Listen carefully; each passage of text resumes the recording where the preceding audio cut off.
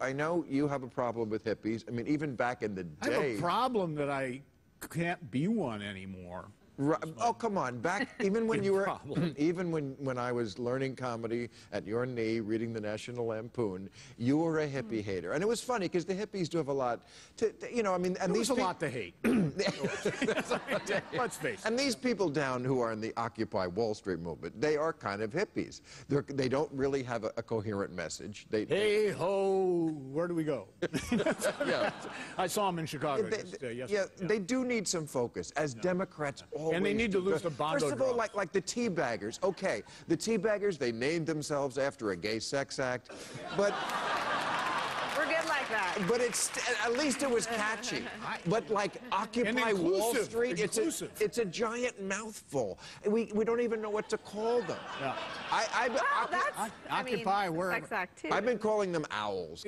Occupy Wall Street, not exactly the letters. They gotta lose the bongo drums. And the bongo drums and the tits and the monkeys. You got the Occupy whatever. I know, and you got the Tea Party, and one of them's got bongo drums, and one of them's got guns. Well, where's that gonna go? How can we help these people to focus? I've got some advice. Thank you. Somebody give them some advice. So, well, one thing that I can't get past, and where are they going to the bathroom? I mean, the logistics of this protest bother me. You know, Tea Party people have their double wide right there with the bathroom in it. But not on Wall Street. I mean, and their rascal scooter. That's right. I mean, you know, Republicans do logistics great. So much better. Republican bathrooms are always better than Democrat bathrooms. The bathrooms are always good. The Republican convention, they're everywhere. Yeah. You know, the thing that bothers me the most about the walls, where are they going to the bathroom? The second, you have to anoint spokespeople. You know, when Fox News or anybody comes around, you have to say, no, speak English. Go to him, the guy that knows why they're there. You know, they need a spokesman. They don't have that guy. I think this ties in with what you were talking about at the top. That, you know, how can you have a program when it's not clear what can be done? I mean, we rightly resent Wall Street. We rightly resent people taking home $10 million a year in the middle of a really serious recession. And yet I think there's a sense of not having the answer because the jobs are disappearing. The jobs really are disappearing. Mm-hmm. And we are addicted to cheap food. We're addicted to cheap gadgets. Those are, you know, we're not going to be making those here. They're going to be, the jobs are going to disappear. Apple makes their shit in China. Yeah, exactly. So, and they could still make it here and make a big profit. But they make more of a profit by making it in China. Don't get me started on Apple's profits. It's, yeah. Oh my God. Or is it simply that the Occupy Wall Street people, like us, flunked econ? No, listen, Bill, I have no trouble understanding what they're complaining about. Oh, Wall Street pass econ? I was an economist for more than 3 years, so I think so. I guess you did. No wonder. Yes. You were probably the grad student who flunked me in Econ 101. No, but I would have if I'd had the chance. Now, let me tell you what they're talking about. They're complaining about the fact that Wall Street wrecked the economy 3 years ago, and nobody's held responsible for that. Not a single person has been indicted or convicted for destroying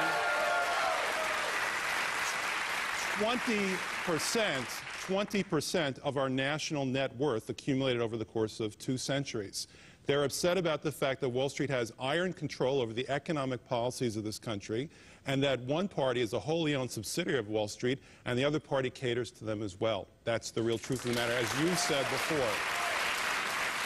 And get the man a bongo drum. They found their spokesman. Okay.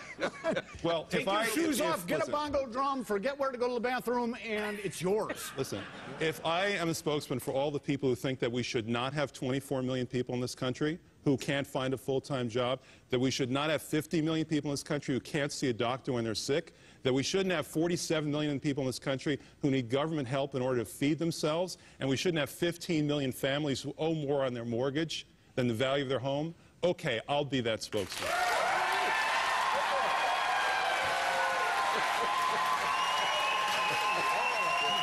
Oh, look, they're standing in the audience. Okay. All right. It's kind of a shame that there's no opening on the Democratic side of the presidential. Well, there may be an opening right, on the Democratic side of the presidential. No, I mean, just what?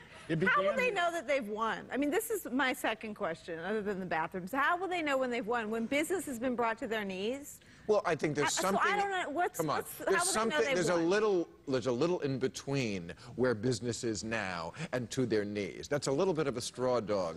Well, I don't think that we live in a country where people hate their employer. I think we live in a country where they hate the nameless. Well, they want to keep getting. Did you see that movie, Stupid Bosses, or whatever? Great movie. But you know, the solution is somewhere obviously in between. I mean, it's not to bring business to their knees. No. We need them to be healthy. We need them to hire more people. They're very healthy. They're sitting on... Well, not healthy enough to bring employment under 9, unemployment. That's a choice. That's a choice they make. Why are they choosing? So how do you choose? It's a choice to sit on this... Wait a minute. Everybody, all the Democrats in Congress, the Dodd-Frank Act is requiring the banks to sit on more capital, to have more capital reserves. And you guys are telling me that the banks are sitting on capital because they've got more capital reserves. Well, make up your mind. What do you want? Do you want banks that take risk, or you want the Dodd-Frank Act? You can't have it both ways. I'm sorry, that is nonsense. Yeah, that's... Okay? Why is it nonsense? I'll tell you why. The banks have $1.6 trillion on deposit with the Federal Reserve, and the Federal Reserve is paying them $40 billion a year in interest not to lend the money to you and to me and to everybody else in America. What political party does the Treasury Secretary belong to? It has nothing to do with the Treasury Secretary. It has to do with the Federal Reserve, the people who run the printing presses and lent out helicopters. Yes, the people who lent out $16 trillion to the big banks when other people couldn't find a job in America and desperately needed that cash. $16 trillion.